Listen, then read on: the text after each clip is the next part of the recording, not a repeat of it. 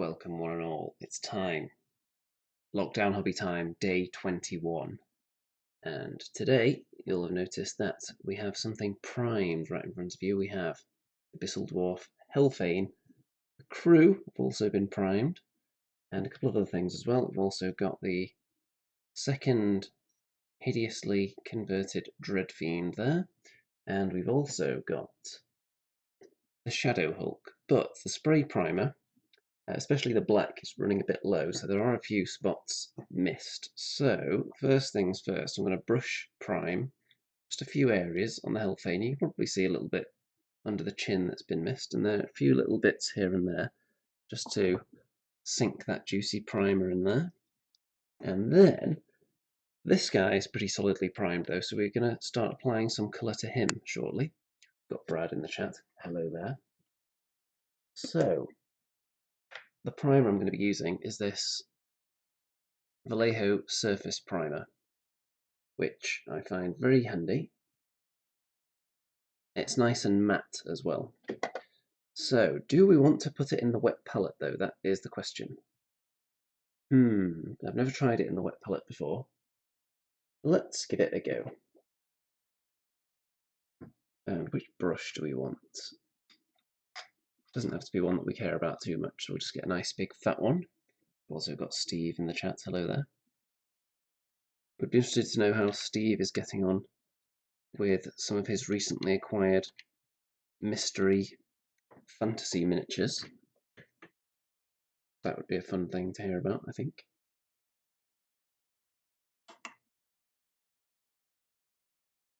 So what is everyone working on today? I'm going to start splodging out some of this surface primer. Got to give it a good shake first. And the one issue with these bottles is that when you open the top, occasionally if there's a bit of paint stuck in there, they can splat everywhere. So I'm not going to point it anywhere near me or my monitor, because that would be a bad time if there's any kind of splattage going on there. So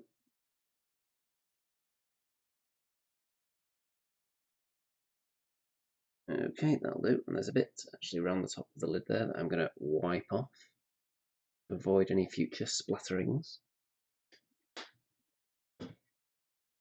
Okay, any unattended crevices, Mr. Hellfane?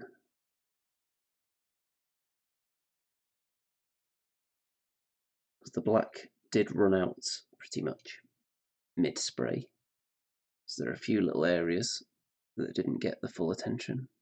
And on a model that's so wrinkly as this as well, it's unlikely you'll hit every tiny little crevice with the primer if you're spraying it. So just going to dive in there and take care of any small areas that weren't effectively shrouded in darkness.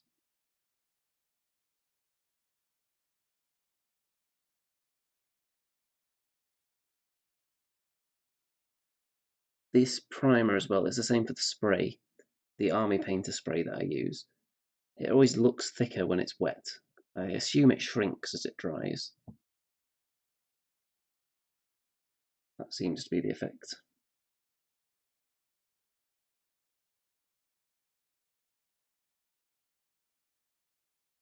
Although I don't know that as a scientific fact.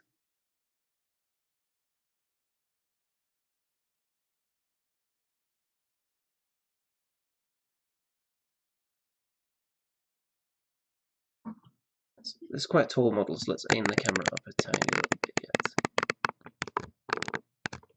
There you go. Steve hasn't had a chance to work on or sort out his mystery box yet. It is a treasure trove of delights, though. So I'm sure that's going to be a joyous occasion. There is some weird and wonderful stuff in there.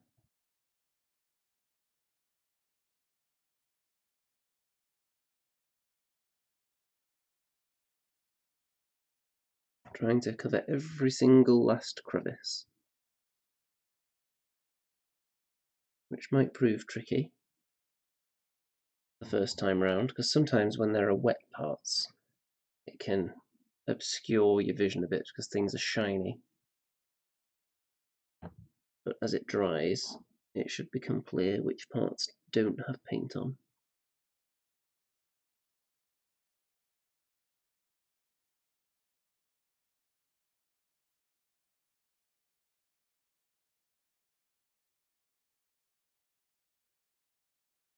This is a huge chunk of resin though.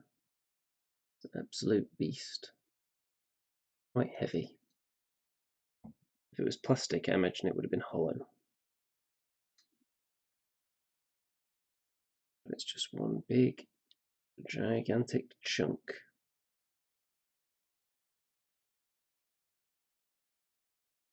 You could kill a man with this. Not that you should, unless you have some kind of life-threatening situation. In which case, I'm sure defending yourself with a hellfane would be looked upon favourably by the authorities, depending which country you're in, I suppose.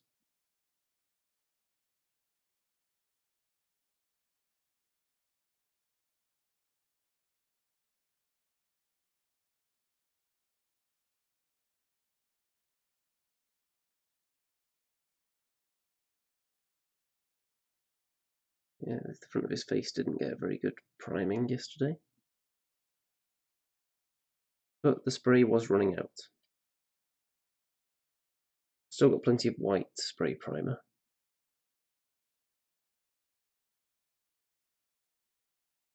But even if it was perfect, and I had plenty of black left, I would have had to go in and deal with at least a couple of crevices here, because it's so wrinkly.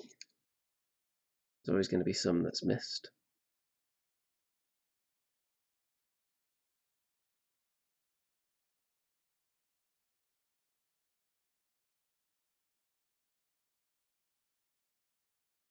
Brad's waiting for Immortal Guard to come in, and he's going to use 6th edition Warhammer Fantasy Chaos Warrior shields for the Immortal Guard. That sounds very interesting.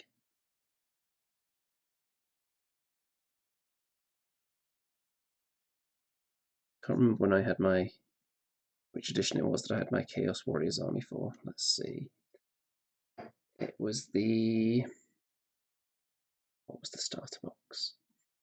It was the one before the Empire and Orc starter box. So that would have been Bretonnians and Lizardmen were in the starter box when I had my Chaos Warriors army.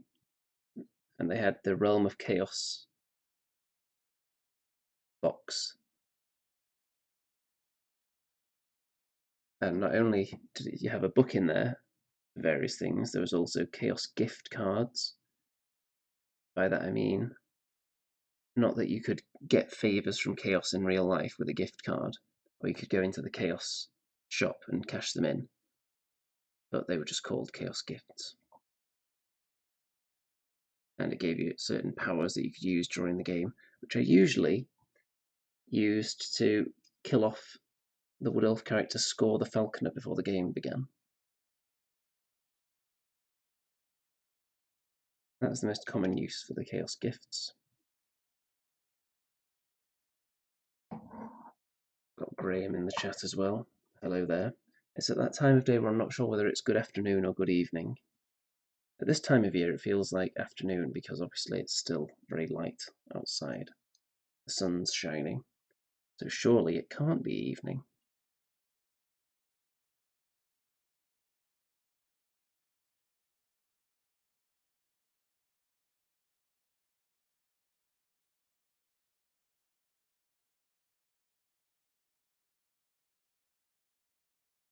Graham's been spraying sub-assemblies today.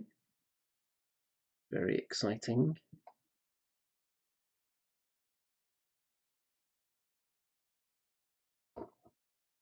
Sometimes I'm a fan of sub-assemblies, other times not.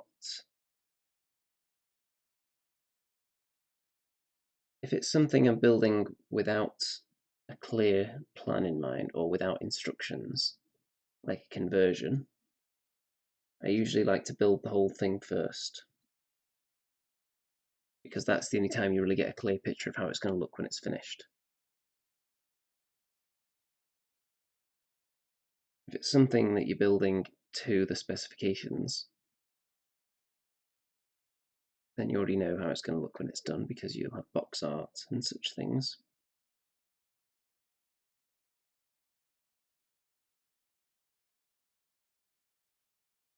Also, when it's fully assembled, it just seems more finished. It seems closer to the finish line. So I find it easier to get motivated to actually work on it. With sub-assemblies, it feels like it's a long way from being completed, I think. But sometimes it's necessary. Like with this guy, I'm not putting the crew on it, because that would be crazy. I paint those separately, like a sensible person.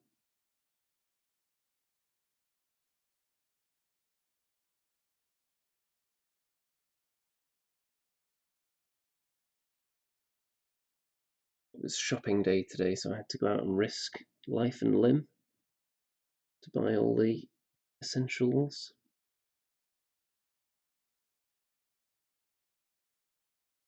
And hope that nobody had been sneezing all over the products that I bought.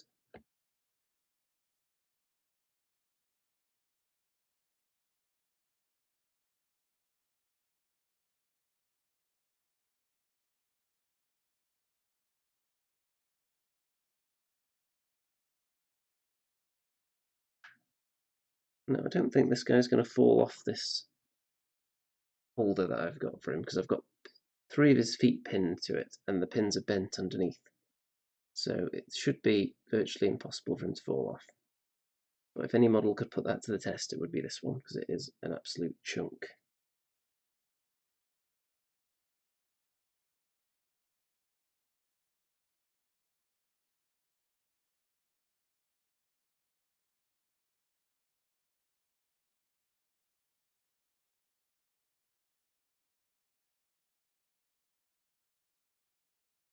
After this is fully primed, the next step for this guy is going to be the airbrush, because we're going to be golding him up real nice. And then I'll have to go back in with black again on the parts that the gold wasn't supposed to touch but did. But that won't be primer.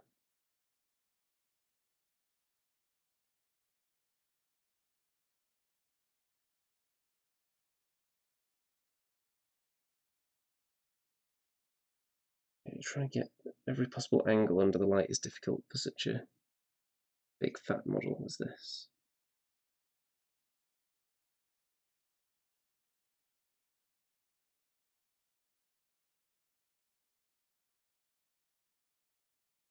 Okay, we're going to need some more primer.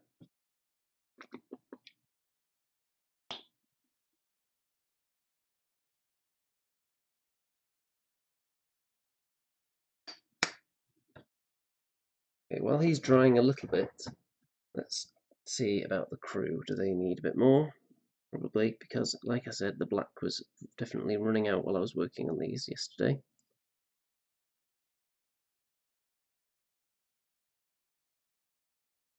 So there's a few angles that aren't quite covered. These guys are going to get the gold airbrush treatment as well, because they are mostly armour.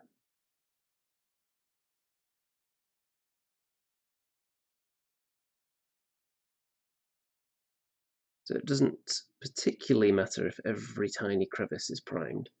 If there's like a tiny little dot under the armpit that's still grey, it's going to be covered by the gold regardless, and it's not like that area is ever going to get scraped by something.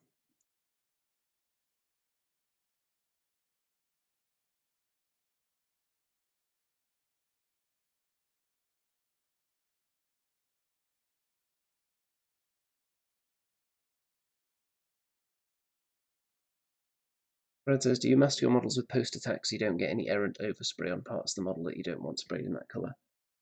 Sometimes. It depends on the model. Because I haven't really painted anything else on it, it's going to be fairly easy to fix any black on the rocky parts of this rhino beast after I've done the gold.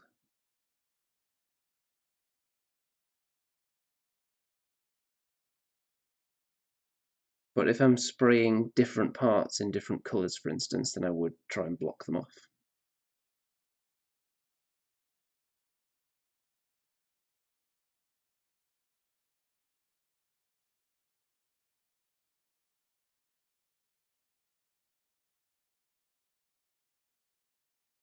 Which does happen occasionally. Usually, I'm trying to think of models that I've heavily airbrushed, and I'm thinking something like the Star Drake has got a lot of airbrushing on it. But it was only really the wings that had any kind of serious airbrush work.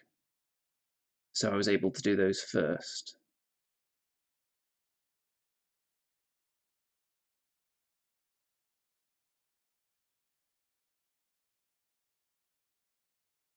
Okay, I think, oh, not quite. A little bit there on the foot.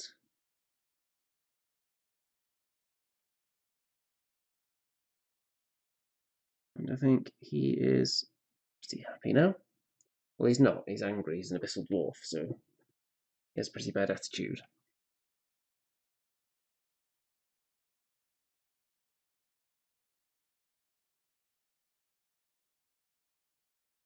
I was talking to Mr. Remington Steele last night about Kings of War and the abyssal dwarves, explaining how evil they are, and he had trouble understanding how they managed to enslave all these other races when they're so small.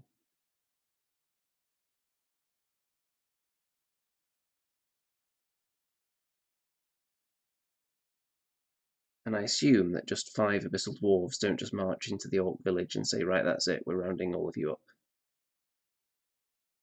I imagine it's a bit more organised than that.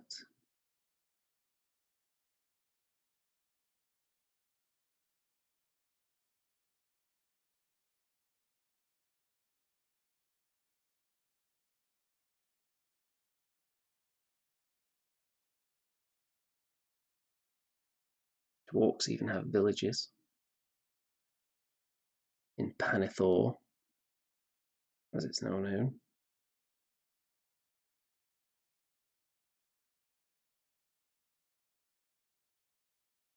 Do they create their own slave rats in a lab?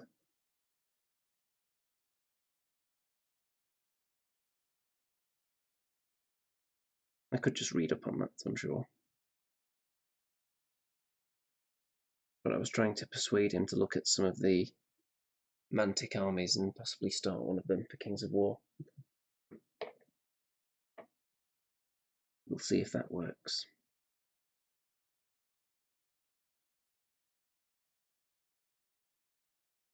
Since the glorious return of the Andean Realm Show on Tuesday, all my videos have been hit by dislikes.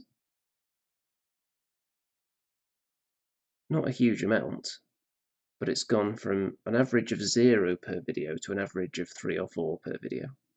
So I think there are a few people who are just waiting and lurking, waiting for the Andean Realm Show to return, and then as soon as it did, unleashing all their rage against my channel. But of course, all the wonderful people watching this are going to be liking all my videos endlessly, aren't they? So that should cancel out all the heathens out there.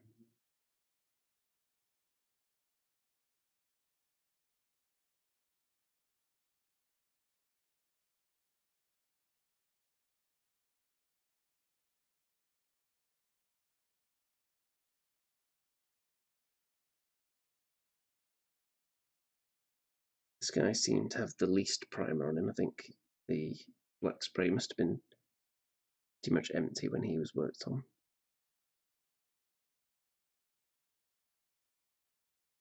Nice pointy shoes he's got.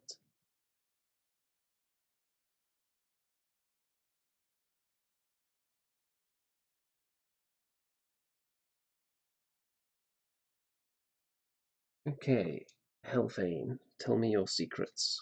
Where are you not primed?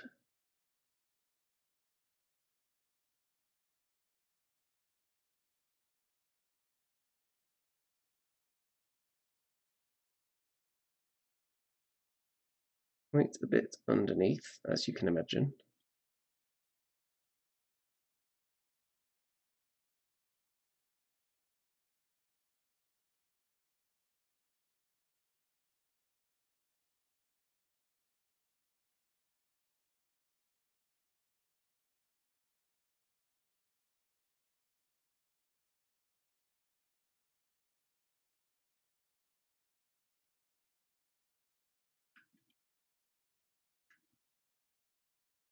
Steve says, what's wrong with people? This is great content. Well, the people had no problem with the content for a while, but as soon as the Andean Rim Show came back, every video is being targeted by a small select group now.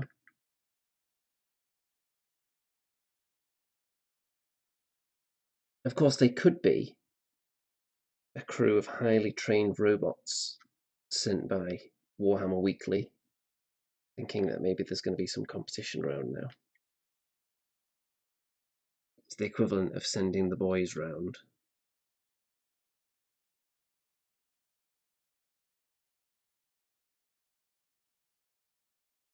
Just before any conspiracy theorists get any ideas, that is only a joke, by the way.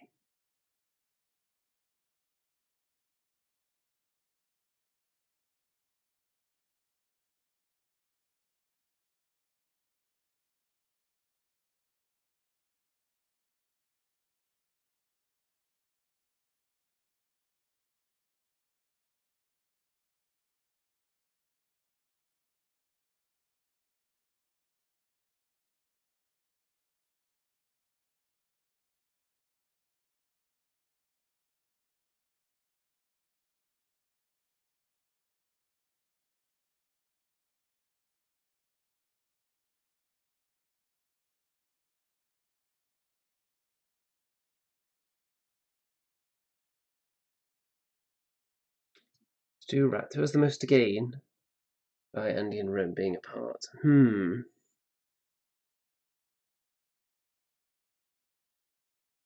That's an interesting one. Did anyone in the void left by the Andean Rim Show, did anyone else spring up with a kind of light-hearted, slightly less than competitive look at the Warhammer landscape? Someone who might be feeling threatened by the return of the originators and masters?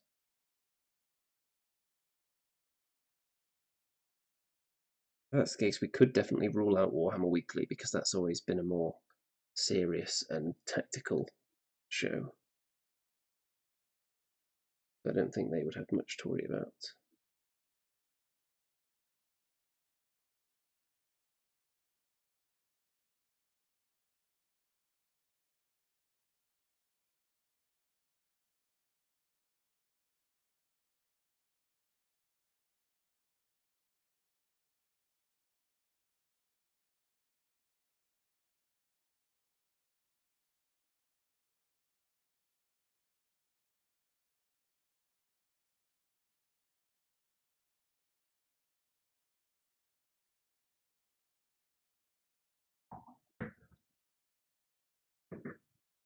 You have to follow the money, all 7p of it. Yeah. All my lockdown hobby time videos are probably bringing in about that much.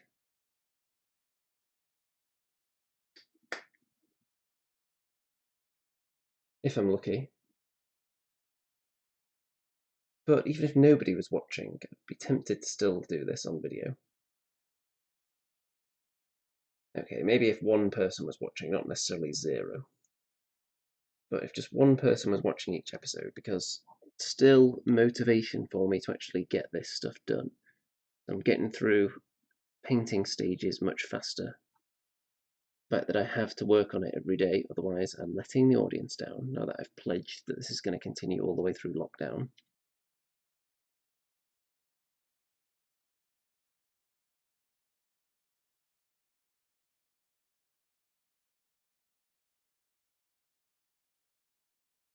We'll see how much I get done before that is lifted. It could be a while yet.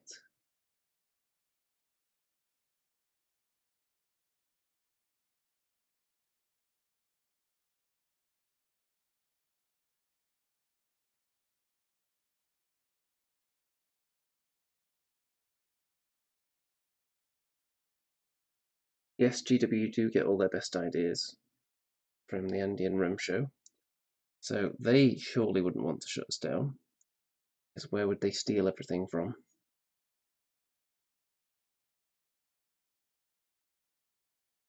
So we can rule them out. Maybe Mantic, because they think Kings of War content on my channel would suffer as a result.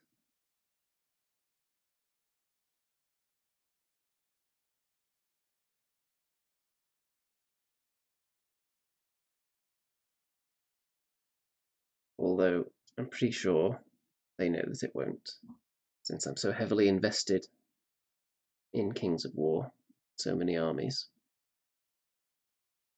And the only reason that the battle report content has slowed down is because the amount of battles has slowed down due to the lockdown.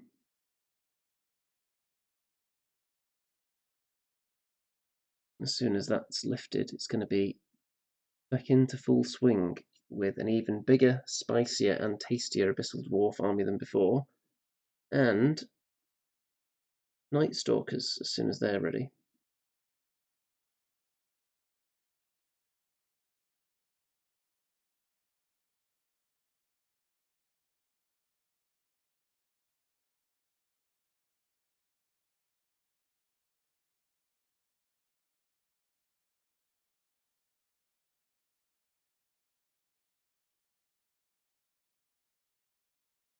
Did I say anything bad about GW?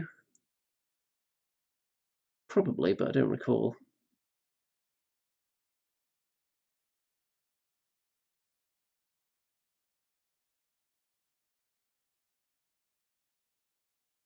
You know how it is on this channel, we don't pull any punches. We just tell it like it is, man.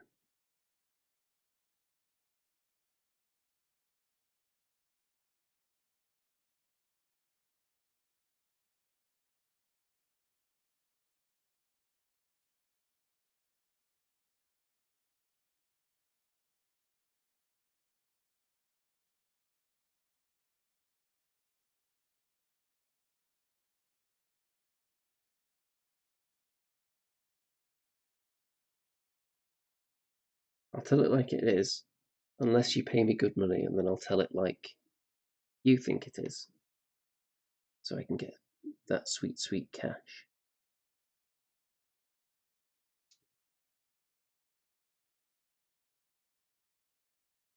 Not really before anyone tries to send me shoddy products to give positive reviews for. Actually, it's been a little while since I've been offered products to review. Like random stuff, like for games I don't play or accessories for games I don't play. I used to get quite a lot of those offers. Now, any I do get, it's typically tied to something that I'm actively putting out content for. I used to get a lot of weird and wonderful requests. Back when I was doing a lot more product review type content. There was a time when the world was going a bit crazy with product reviewing in this industry. I remember when the Drop Zone Commander starter sets were coming out, and they were basically handing them out like confetti. People with tiny amounts of YouTube subscribers were being offered them. Whether it was a successful business strategy, I don't know, because Drop Zone Commander seemed to do alright for a while.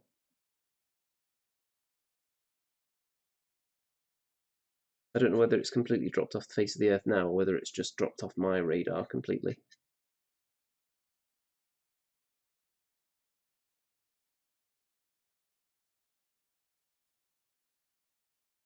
Anywhere else that's missing a little bit of primer? Yes. That back leg, but I'm going to need to pour a bit more out now.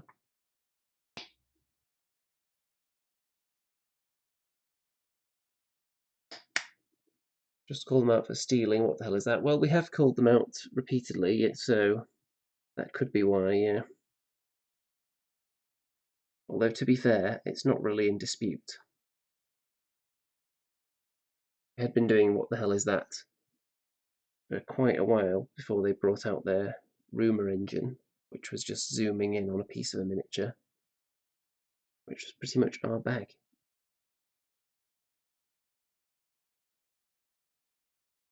I should clarify there's a difference between ripping off and being inspired by.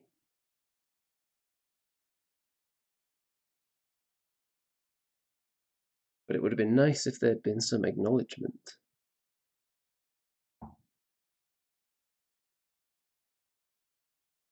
They could have just said, here's your rumour engine, inspired by What the Hell Is That? Legendary video segment created by Andy and Rem. Here's a link to their YouTube channel, by the way. That sounds fair enough to me.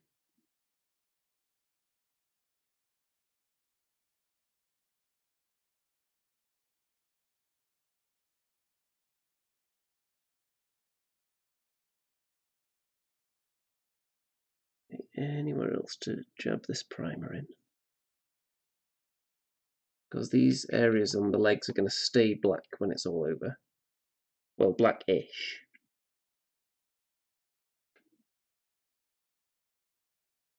And of course, a lot of this won't be visible when it's got the base under it as well, so I'm being careful not to go too crazy here. You don't want to spend hours painting something that is never going to be seen. For example, my Greater Obsidian Golem. I spent a very long time painting the big jewel on its belly, only to find that when it's stuck on the base you can't actually see it because he's leaning forward.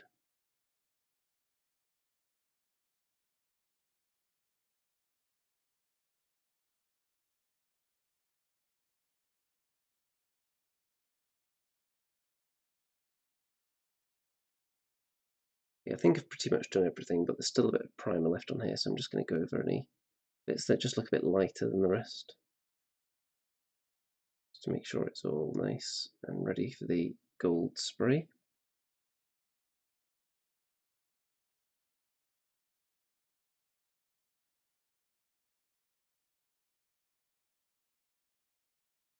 Graham says TT Combat bought Drop Zone, yep, and are resculpting the figure range. Unfortunately, they made several purchases of other companies at the same time and have a lot to do.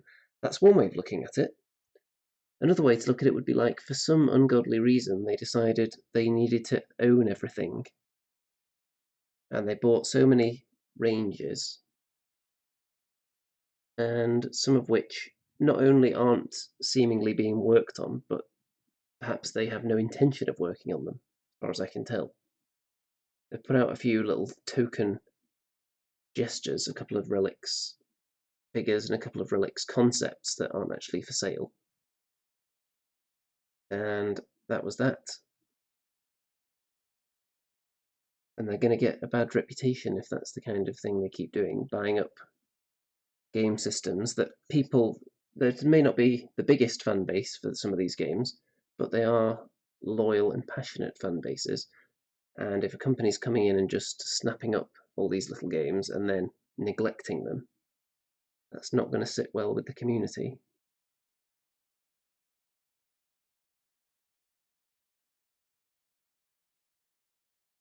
And it's reached the point now, with relics, for instance, where you can't even build on the existing community because it's basically dead. You have to completely start from scratch because it's been so long. The existing community wasn't big, but it existed, and I don't think it does anymore.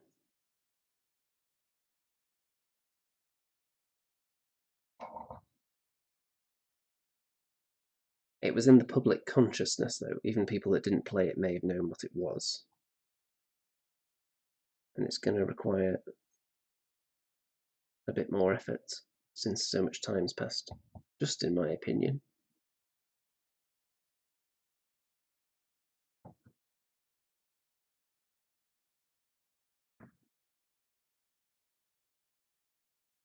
Okay, that'll do.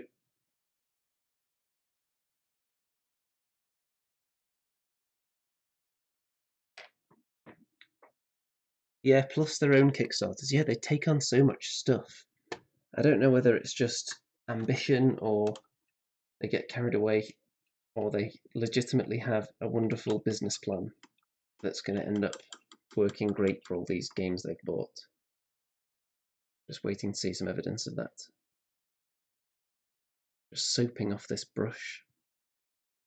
So I'm gonna, I think at this stage I'm gonna go to the nice little head legs combo. and we'll have a different brush for that. So this is the guy I was working on yesterday. Virtually complete. I'm not sure if he needs any more work. So he's just going to sit there for a while, unless I decide to do anything else with him. He's looking very, very hideous. There you go.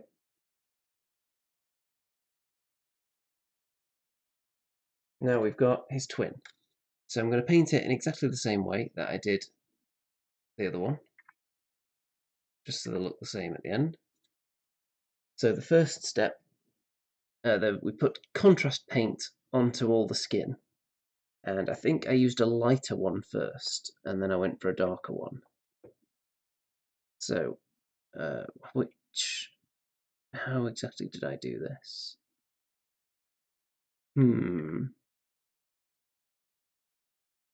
I feel like I used maybe a kind of pinkish one first, and then I put a darker one on it afterwards. Or did I use Druki Violet? Because I've got Magos purple. Do I have another pinky or purpley contrast paint here somewhere? Or did I just use a second coat of this? Suppose I'll have to go back to the old video and check on that. Oh no, there we go. There we go. Volupus or Volupus, however you want to pronounce that, pink. So these two colours, I actually used both of them on top of each other, but I'm not sure that's necessary. I might just go for the darker one first, but do I remember which one that was? I feel like it's the pink one, which is weird, because you would think purple would be darker perhaps, but I think it was the pink. So let's just give it a go with the pink and see how that looks. And then if it looks terrible, then I can just follow exactly the same formula I did for his twin, which was to use the other one over the top of it if this turns out to be the wrong one. So here we go. I'm going to try to avoid the hair.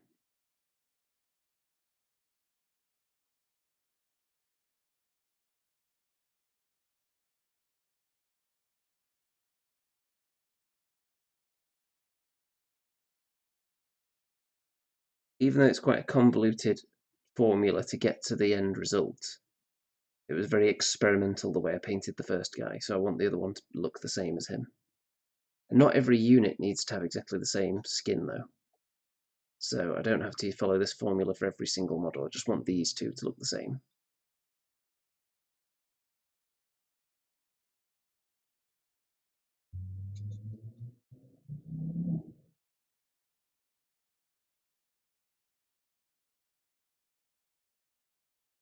I'm going to do this colour, then I'm going to paint the raised areas with the purple colour that I got, the Vallejo one.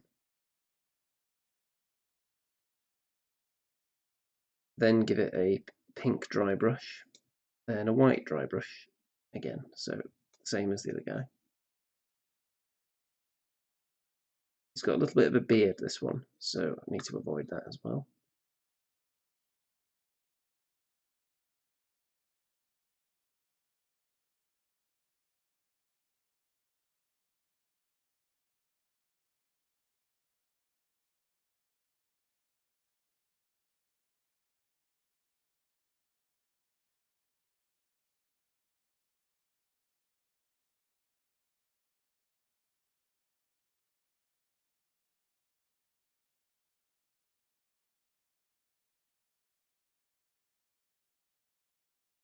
Trying to avoid the hair.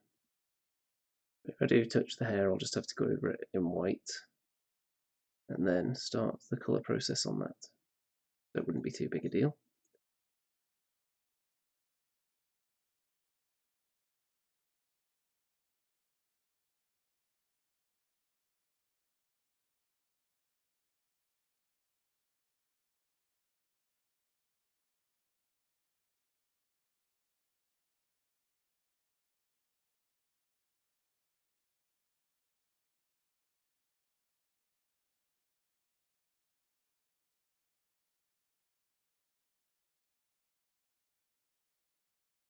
Using the same hair colour as the other one? I think so. Unless I get a better idea.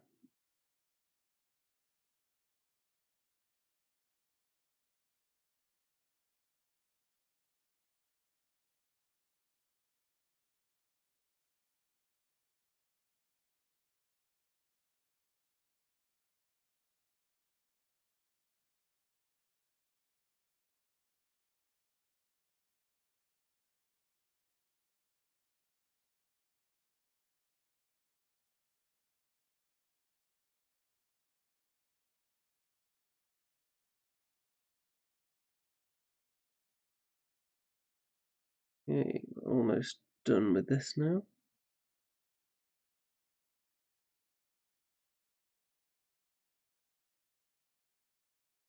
Oh, just spotted some on the bottom of his foot there. That wasn't covered. That would have been unfortunate. It's just making sure I've got some of this colour everywhere.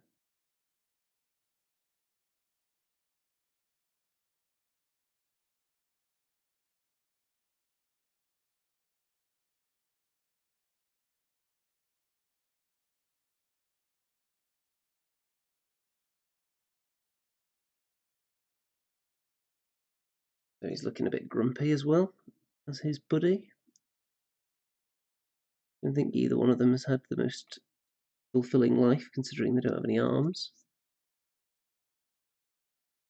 Which, nowadays, with the technology available in the world, I imagine is slightly less of a hindrance than it would be in a very harsh, unforgiving fantasy world with all kinds of hideous monsters, especially when you're one of the hideous monsters yourself.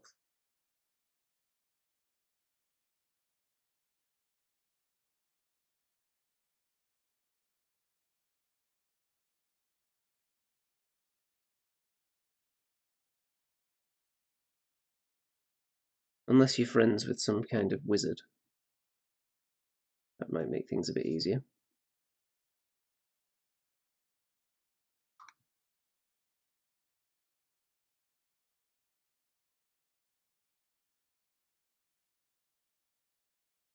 Okay, so that just needs to dry now. I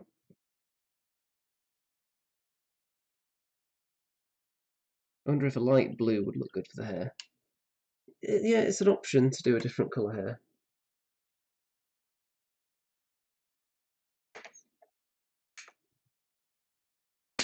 I have to decide whether I want that to match the whole army. Any kind of hair will just be done the same colour, any skin will be done similar kind of colour.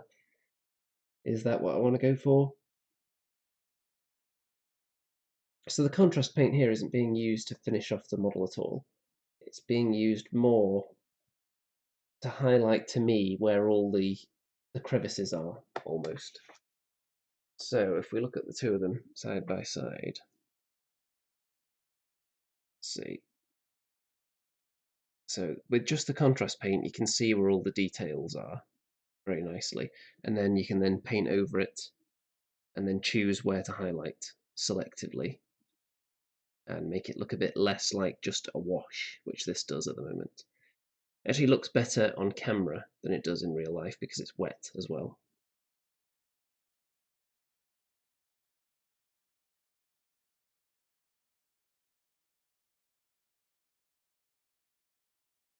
And I've just spotted a little bit that's not covered.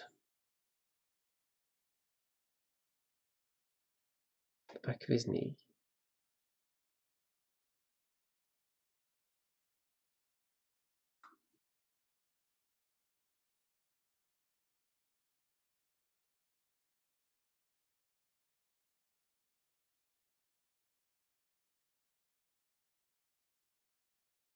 Okay. This model seems a little more disturbing since you can see more of the body. Well, hopefully they're both nice and disturbing.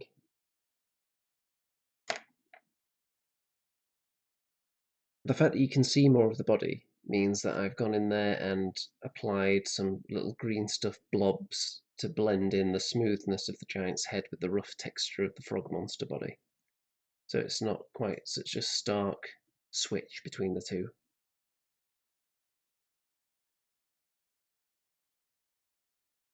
Stu says Run and Stompy.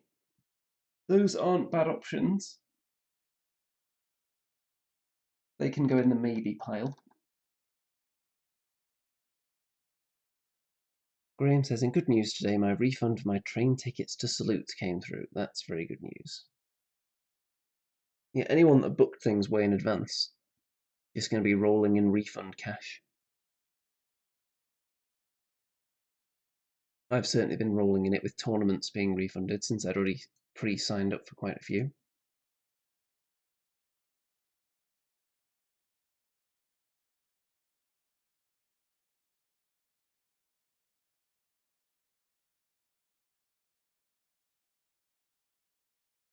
Okay, next.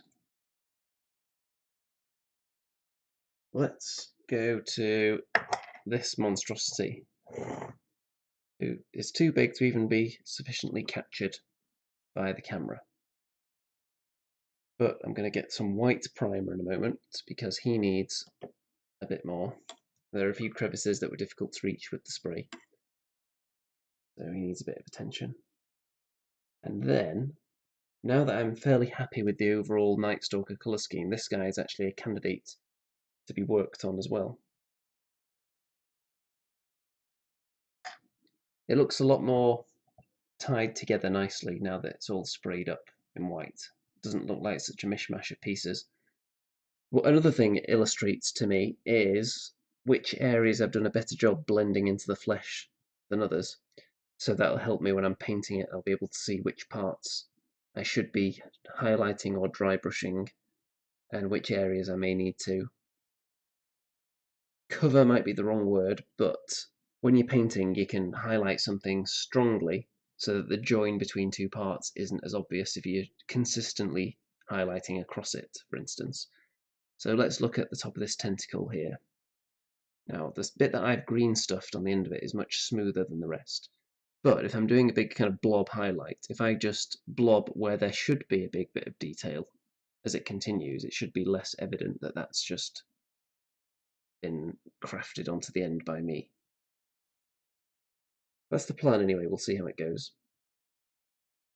But he's going to need some priming, especially up his skirt, where there's quite difficulty getting in there with spray, quite a bit of difficulty. We've got Raphael in the chat, hello there. So time for the white surface primer. Now I've had this for a long time because I haven't used it that much. Shaking that one up. And let's get a nice healthy splodge.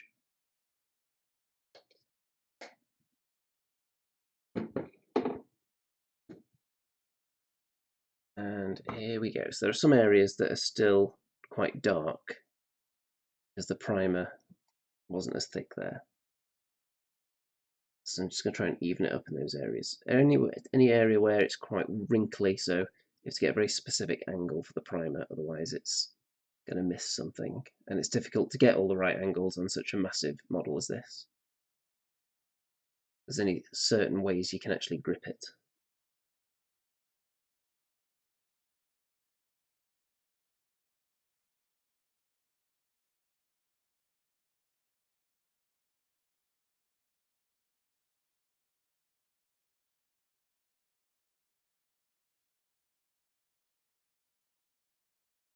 I can assure you that there's nothing up this Shadow Hulk skirt that would get the video pulled. I was considering it, you know. I was considering some kind of growth emerging from the depths. But I decided, you know what, there's enough going on this model already. That would just be unnecessary.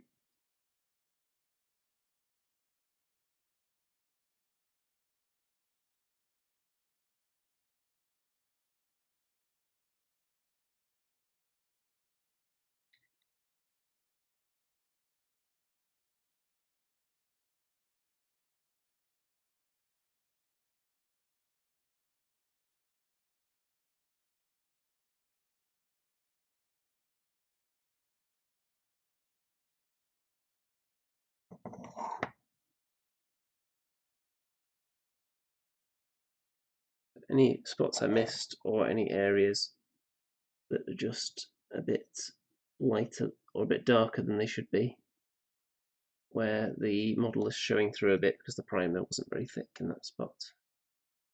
Just going over, making sure it's perfect to start painting.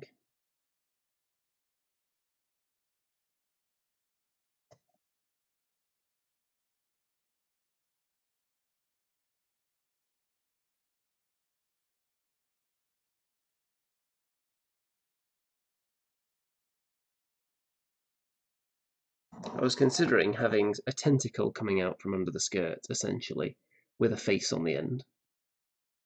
But I felt there was already enough faces going on with the kneecap, and there's tentacles sticking out all over the place. I thought that was going to be too much. And you would kind of lose the silhouette of the model, I think, if you start adding more growth to it. I think this was just the right amount.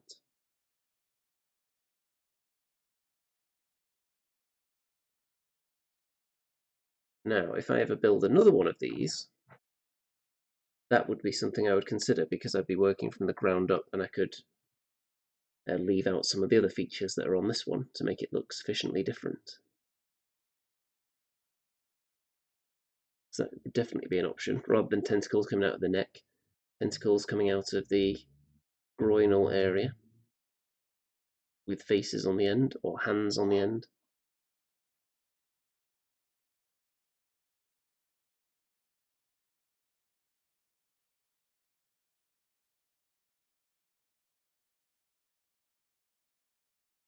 Just an insight into the way my mind works when building models there.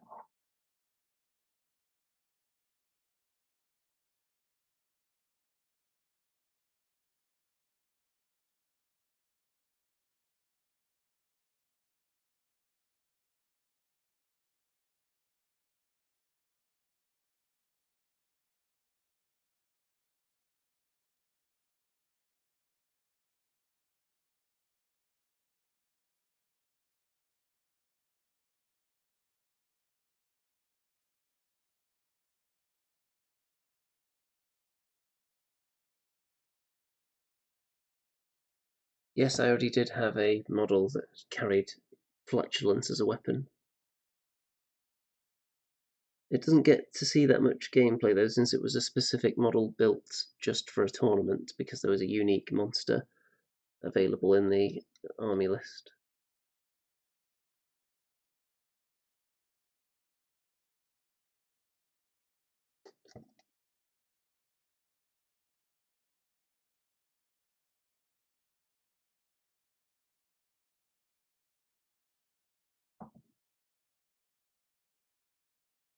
I'm considering airbrushing this guy purple.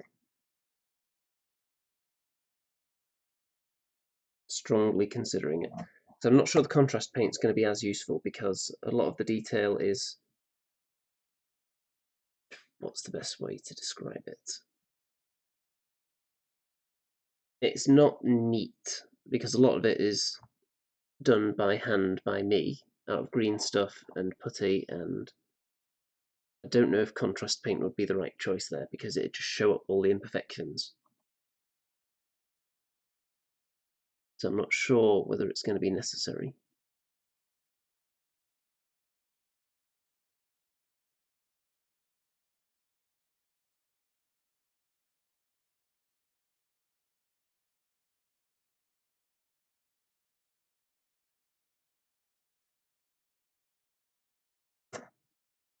For anyone who didn't see last night, by the way, there was another Vermintide stream with me and Mr. Remington Steele.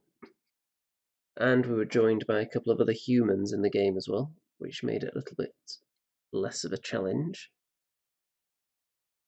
Well, it's still a challenge, it's just when you're with the AI on those games, it's often kind of an unfair challenge because they're so dumb.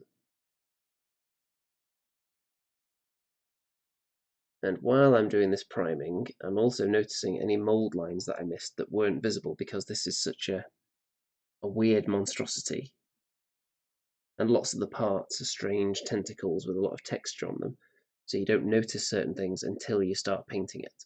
So there are a couple of areas on the tentacles, for example. I don't know if you can see. Let's have a look. The tentacle here. Let's see if I can get it to focus on it. Probably not.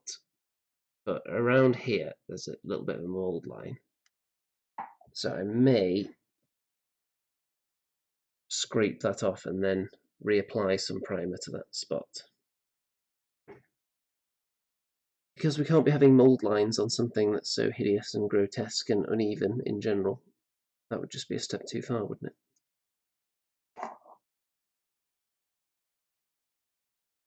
And if I am going to spray the sky in purple, I'll be forgiven slightly for missing a couple of little points with the primer.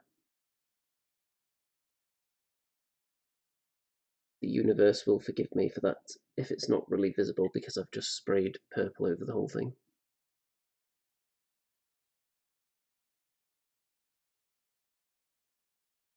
Again, this is another model where you're never going to see up its skirt, because no one's going to turn it upside down because the base will be there.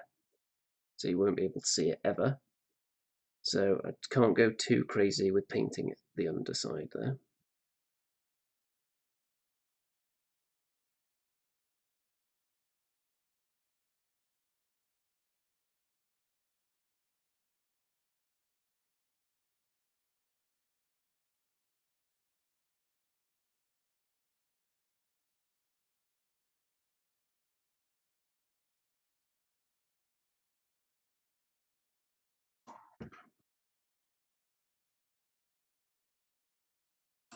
Brothers, would that be an amulet of butt cheeks?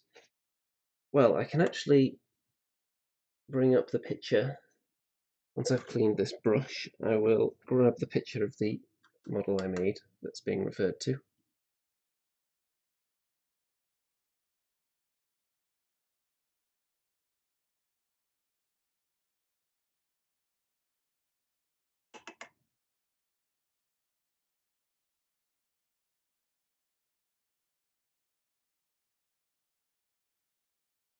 Okay, there's that brush, nice and clean-ish. It's not in the best condition, this brush, because it's been used for such tasks as priming. And I've splattered white paint blobs all over my phone now because I left my phone too close. But they'll easily scratch away. And of course I have to work on that on the live stream instead of doing what I just said I was going to do. Okay, let's find that picture that I was going to show you.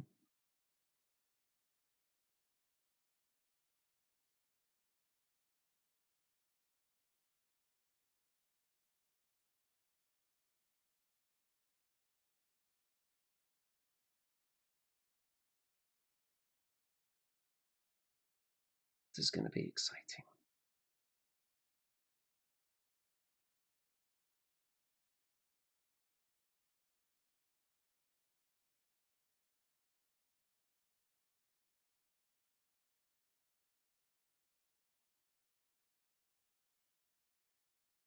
Okay, there it is.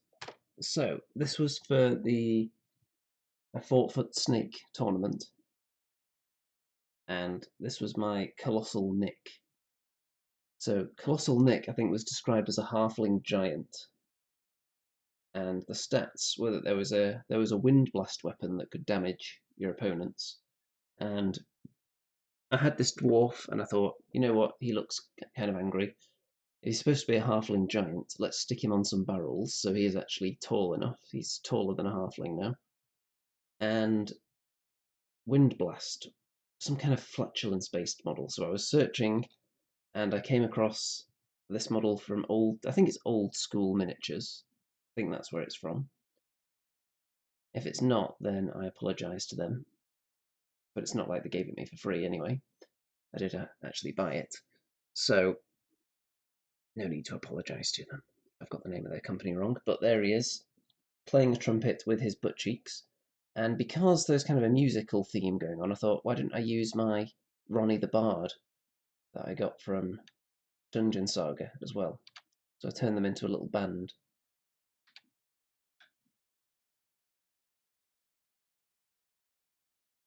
Very exciting. And I think this is a human rather than an elf. But I actually put quite a lot of effort into this little display here. And I didn't even win the best colossal nick contest.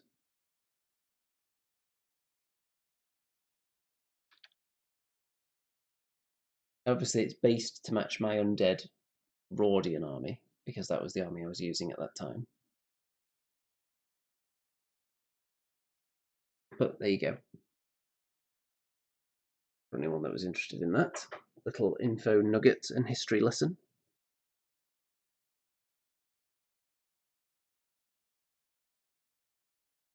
So it looks like this contrast paint has dried now.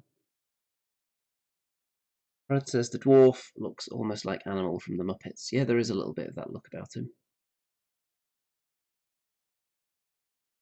So we're going to put this beastie away. In fact, before I forget, I'm actually going to see if I can get rid of that mould line with a knife, which you won't be able to see because it's too high up. But it's on the tentacle coming out of his head. It's not a very strong mould line, but it is visible now with this primer on there. So I'm going to try to scrape that off as much as I can without obviously damaging the rest of it too much. If this was in a different spot on the model, I'd be tempted not to do it. But it's going to be extremely visible because it's right at the top of the beast. So there's no way you wouldn't see it.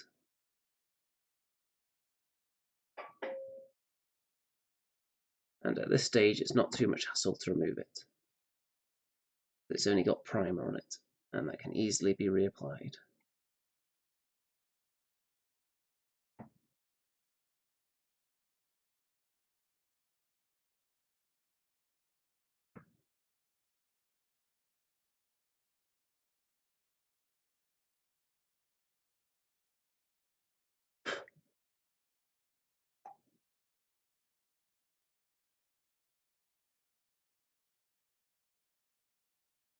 I might as well do a decent job of it and get all of it while I'm here.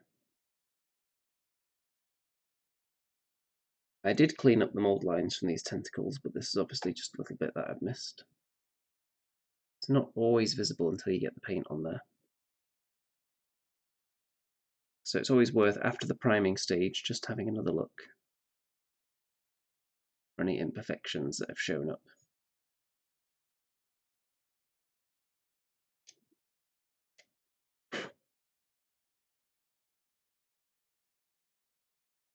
Okay, let's leave him to one side for a while now.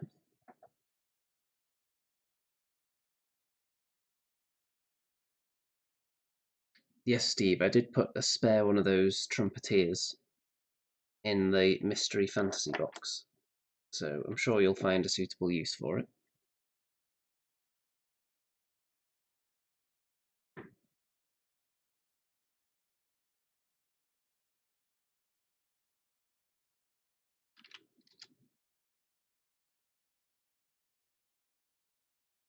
Okay, so this guy, we can actually move on to the next phase, kind of.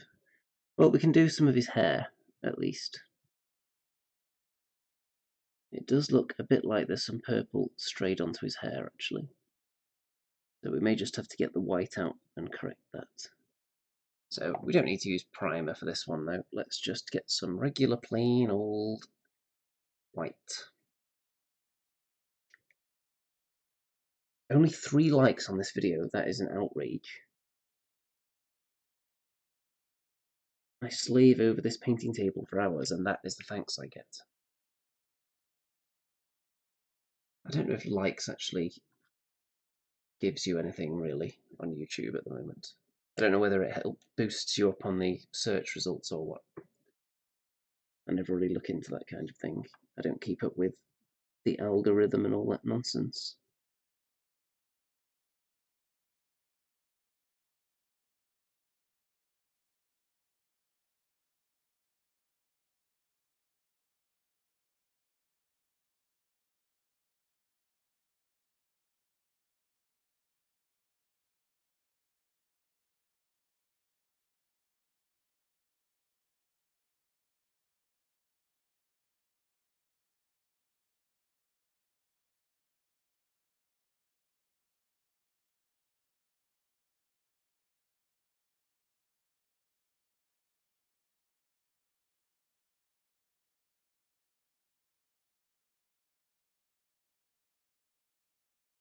He has got a little tie in his hair to hold it back as well. So I'll have to paint that in some kind of colour. Which is a weird concept. I mean, who put it in there for him? He's got no arms.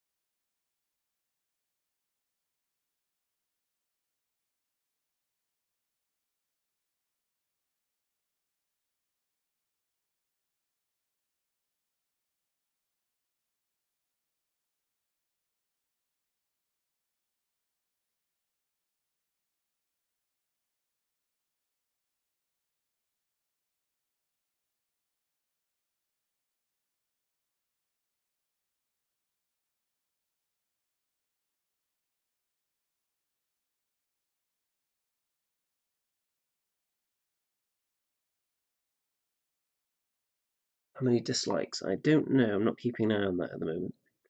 It only tells me how many likes. And the model just rocked forward then and caused the brush to crash into the back of his neck. It's not very well held on this base I've got him on. So I'm going to have to reapply some of the contrast paint on here in a minute.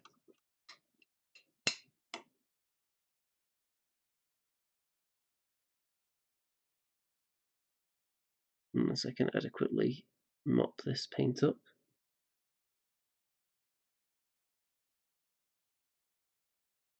Yeah, I think I've got away with it.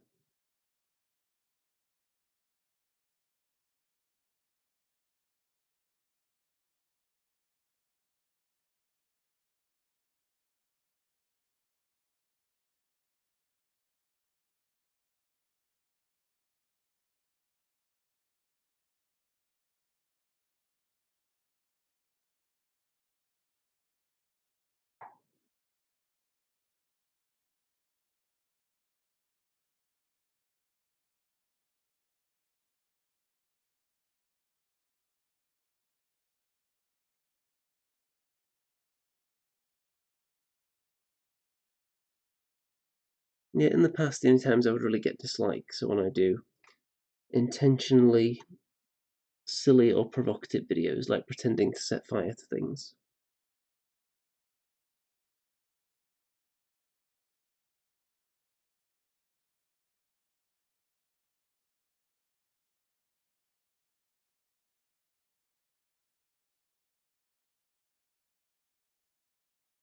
Okay, we'll leave him for a bit. And let's get this brush nice and soaped off.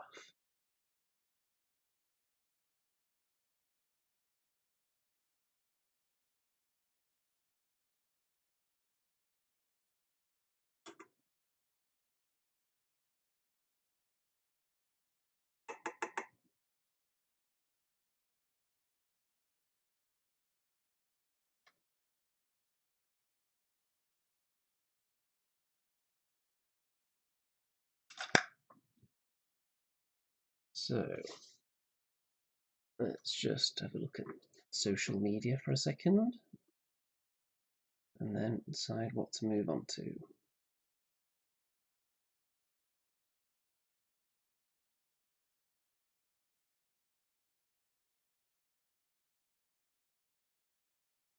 New subscribers rolling in. That's what we like to see. Yeah, it has caused a boost in my subscriber count since that Andy and Ren show episode, despite the growing number of dislikes on it. Some people are just carrying around a lot of anger in their souls, I think. So, waiting for things to dry at the moment, and certain things are waiting to be airbrushed. So, how about we get this bad boy down. So this is the Grot Mega Tank that I've been working on, and people seem to think it looks pretty snazzy.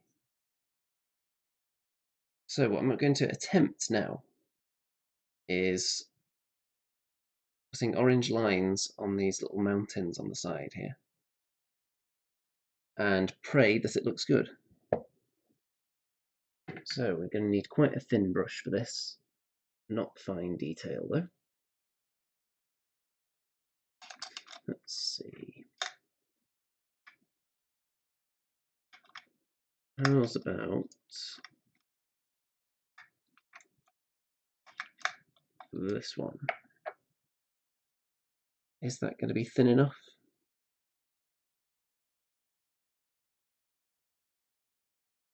I don't think so. Let's have this one.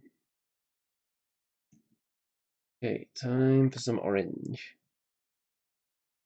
So you can actually see, weirdly, on the camera in this light, it kind of looks like there's an orange line running around the top of each red mountain, but that is not there. That does not exist. That is purely on the camera with the lighting in here. So I'm actually going to paint that in because I think it looks good. So it was discovered totally by accident.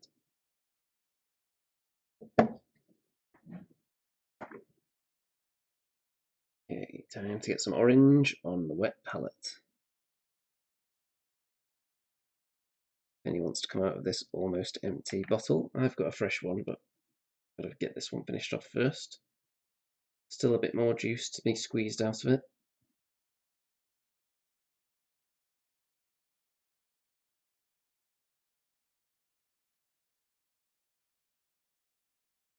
Okay, there we go. And let's put a bit of water in there as well, because it's quite thick, it's nearly run out.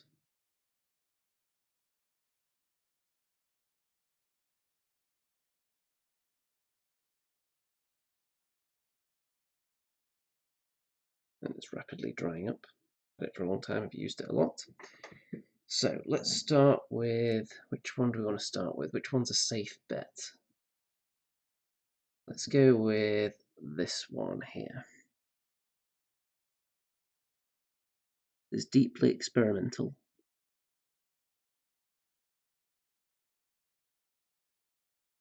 Could go horribly wrong at any moment.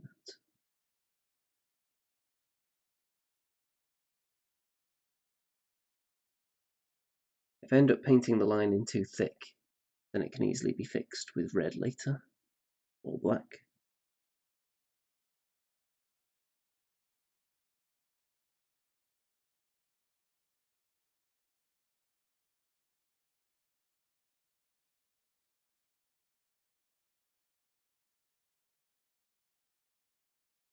Trying to keep it nice and thin though.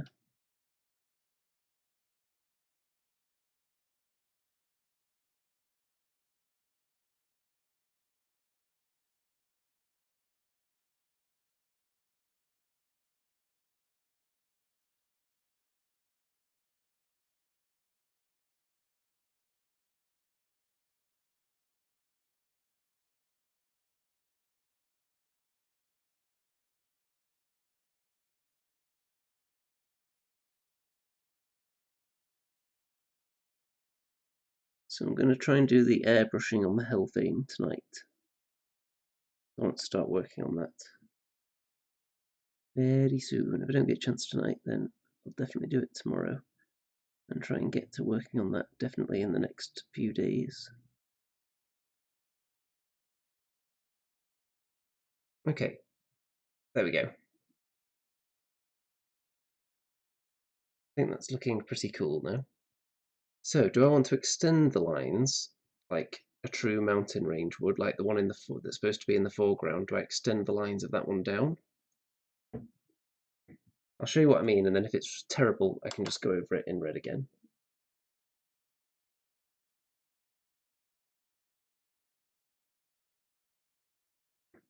So, which mountain should be at the front? Let's have this one.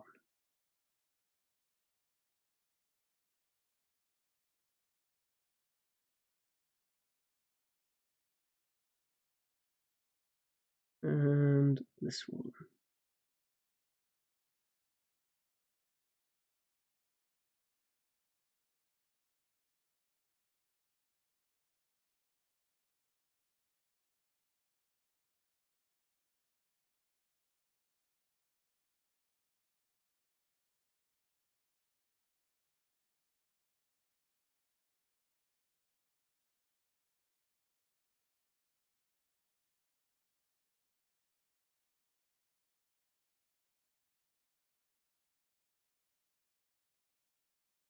Okay, like that.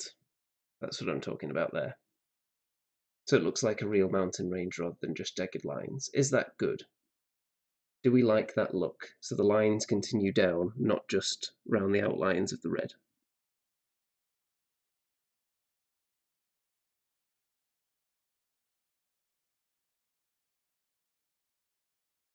Does that look pretty damn snazzy? And there's also going to be a lighter colour applied to the peaks of the mountains as well.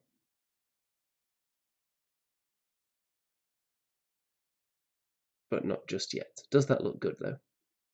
Should that be replicated across all of these?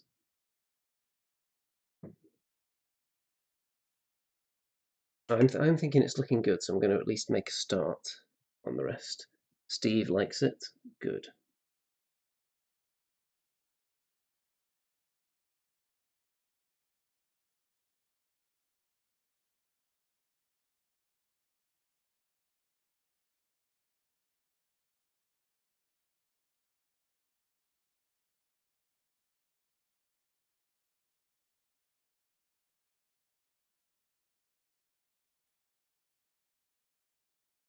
So I'm going to start just by following the red outline,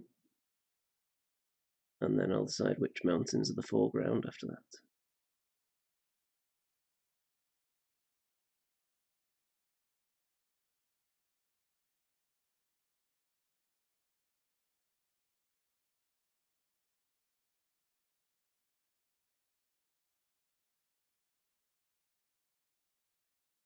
I need to look into the options and try and lower the delay on the stream as well, I think. I think it's a minute or two at the moment, which is too much for my liking. I think there are options for that somewhere.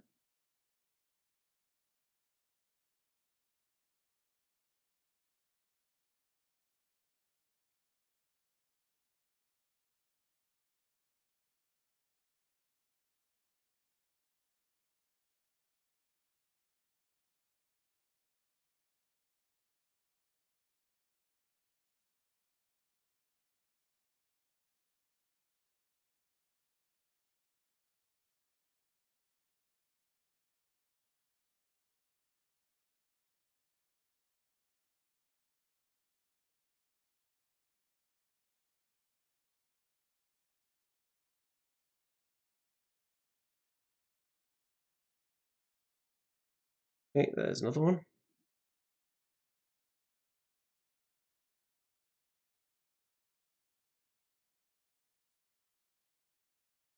I think it's looking pretty nice so far.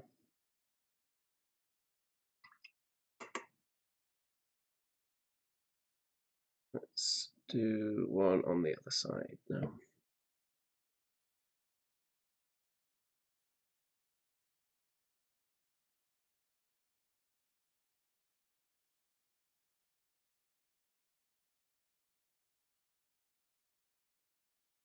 What I'm also planning for this tank is rust effects, I think. Because they are grots after all, how are they going to maintain something? What kind of expertise do they really have?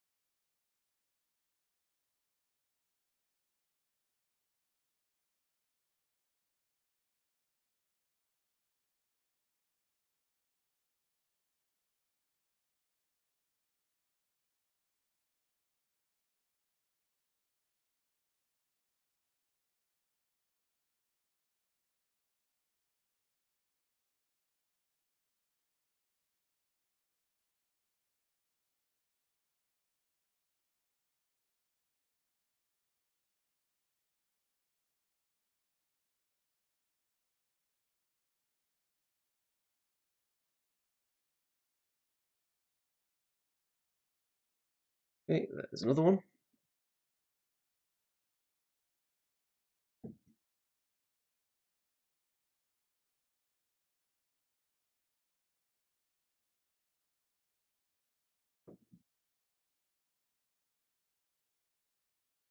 It's just a little fun project this. I don't have any specific plans to even use it for anything.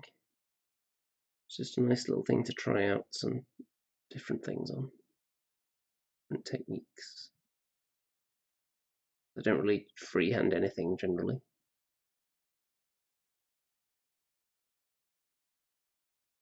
So why not give it a go on something that I don't care that much about?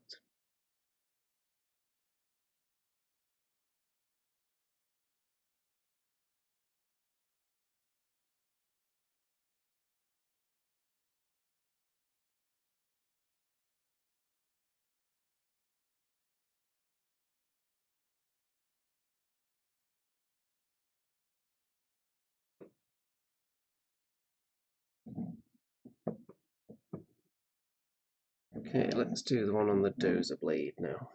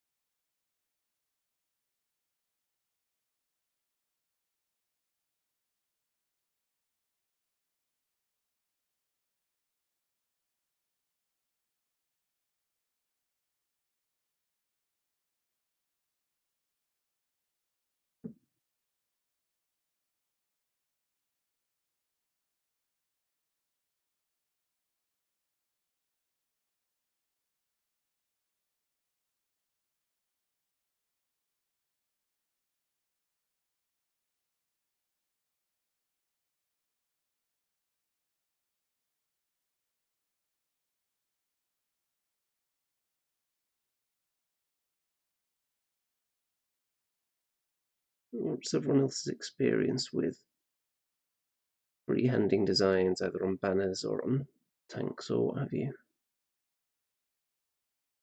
How often do you actually do it?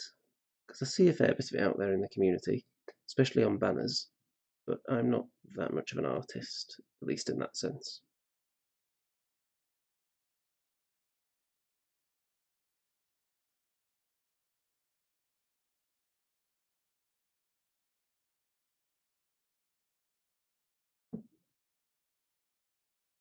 Always fun to look at though when people put that extra effort in there.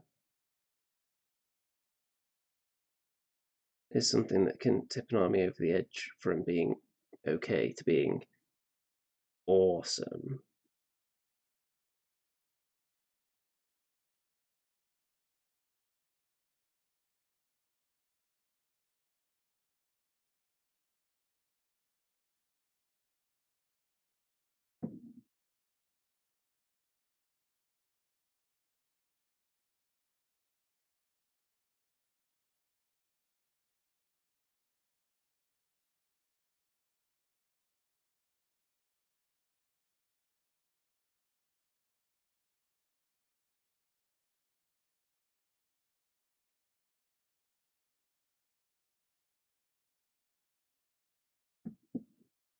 Okay, there's the dozer blade.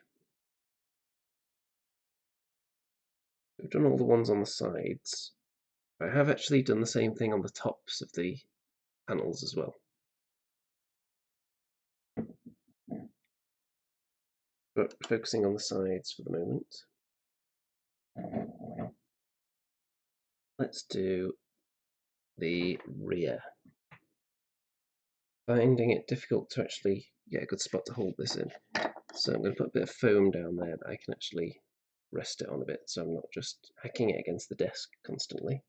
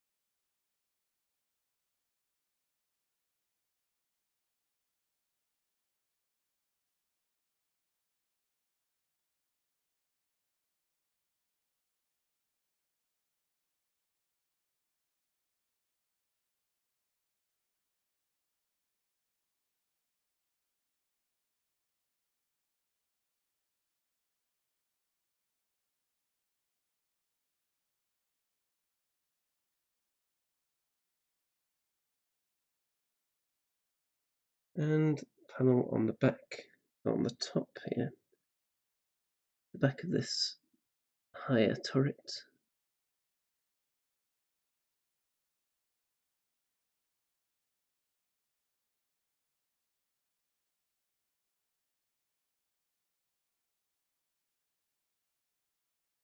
I did once freehand a smiley face onto I think it was a banner or a gong or something for my goblins, because the tournament I was going to, it included painting scores, I think, and you got an extra point if there was any freehand in the army. So that was the minimum I could do to qualify for that extra point.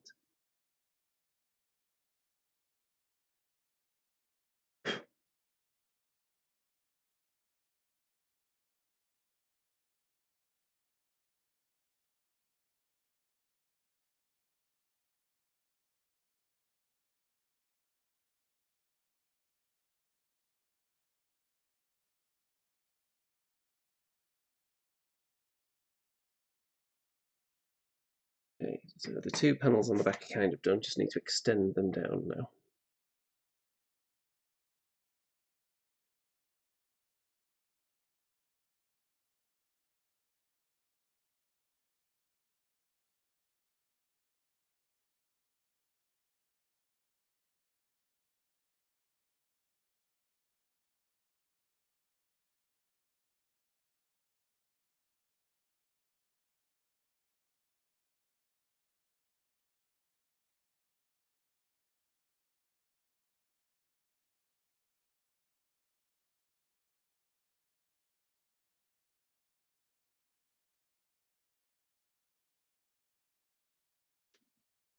Like so.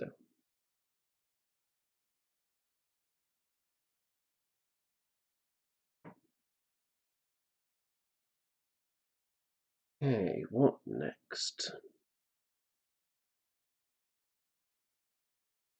Let's just do this side panel here, and then I think we will rest for the day there. And hopefully this orange will still be wet for tomorrow. So if I run out of other things to do, I can pull this guy out again.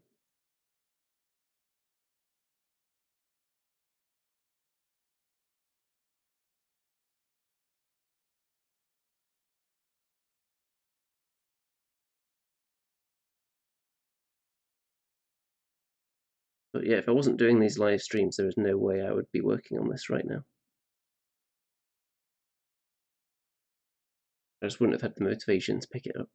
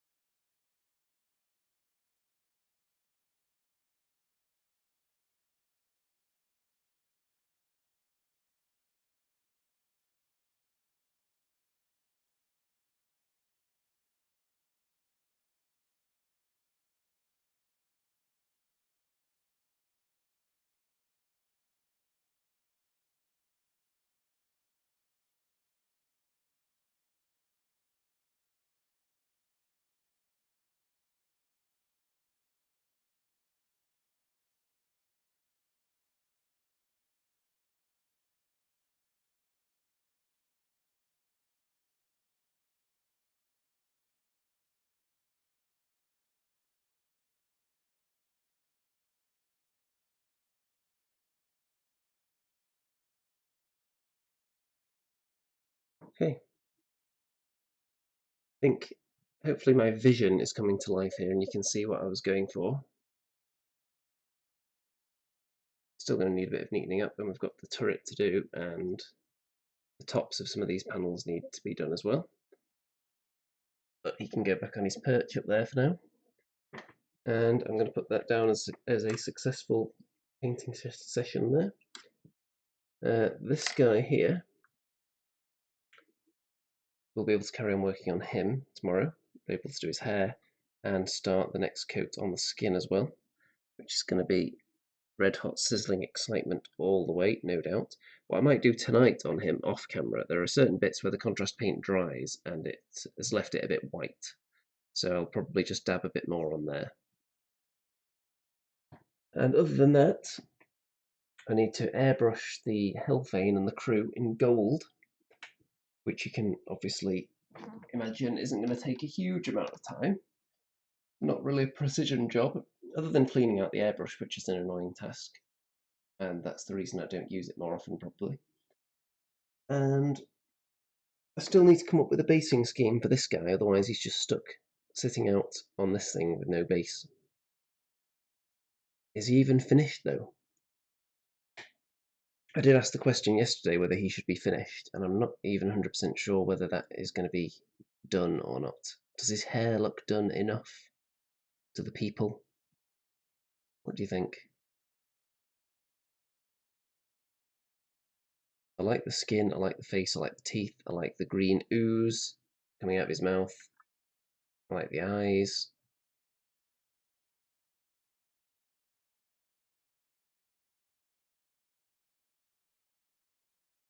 I mean, look at that, that is hideous.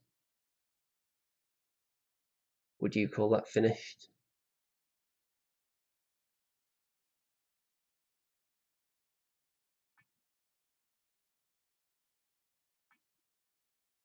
It wants to focus on him sometimes.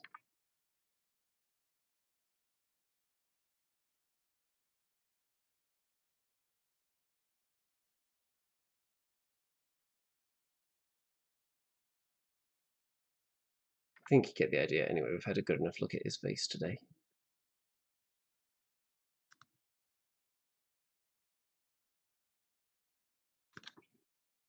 So, need a basing scheme for him. Needs glitter, Stu Rat says. I'm not sure about the whole glitter idea. He is going to have a hat at some point. There are going to be hats for these guys when I've painted some hats. Before then, though, we need a really bizarre kind of basing scheme. Something creative, different to what other people have been doing. And I've got ideas, I just need to execute one of them as a test and see how it looks. I've been thinking about incorporating reflective surfaces and slime and pits and darkness and messing with people's depth perception and perspective. There's all kinds of weird things you can do, and it's just settling on one and then testing it out. That's the next step that needs to be conjured up by my mind. Everything else is pretty much production line stuff that doesn't require too much thinking now, with the painting at least. And I think we're about ready to wrap this one up. So I should be back roughly the same time tomorrow to commence with the monstrosities and the. Well, I suppose everything's quite monstrous that I'm working on at the moment. There's nothing that couldn't be described as a monstrosity that's on the painting table at the moment. So all of those are going to be worked on over the next few days. Hopefully, I'll be able to finish the Hellfane soon as well, get that up there with the rest of the Abyssal Dwarf army, who are currently being posed for a nice family portrait of the entire army out there on the table as it stands at the moment, just minus the Hellfanes. He's not done yet. So I do enjoy getting the whole army out and taking pictures of them, and then posting them on Facebook for the adoration of the masses, which is always fun. Don't forget to like the video, by the way. Don't forget to subscribe if you haven't already. And there is some way of having YouTube notify you when I'm going live with these videos, but I haven't really looked into that.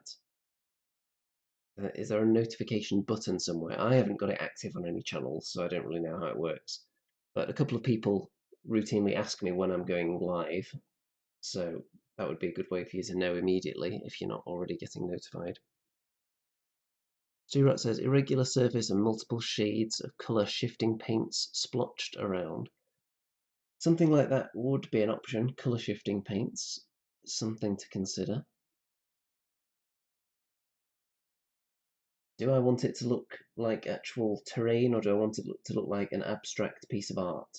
is the main question in my mind right now, with the basing for the Night Stalkers. Okay, don't forget to like the video, check out all the links in the description, the various social media shenanigans down there. I've got my Facebook group, Twitter, and all that good stuff. Also, various methods for you to give me all your life savings on a monthly or one-off basis, which I'm sure everyone is thrilled to do during these troubling financial times. Why buy food and toilet paper when you can throw money at YouTube creators? Sounds like a good idea to me. And roughly the same time tomorrow, I'll see everybody then. Don't forget, every week for the foreseeable future, every Tuesday evening is going to be the Andy and Rem show. On pretty irregular nights, there's going to be more PC game streaming as well. Wargaming PC streaming, obviously. So Vermintide, Space Hulk Deathwing, Vermintide 2, maybe some other games as well. I've got quite a few GW licensed games on the PC that could be part of that rotation. And with that, I think all that remains to be said is good night out there, whatever you are.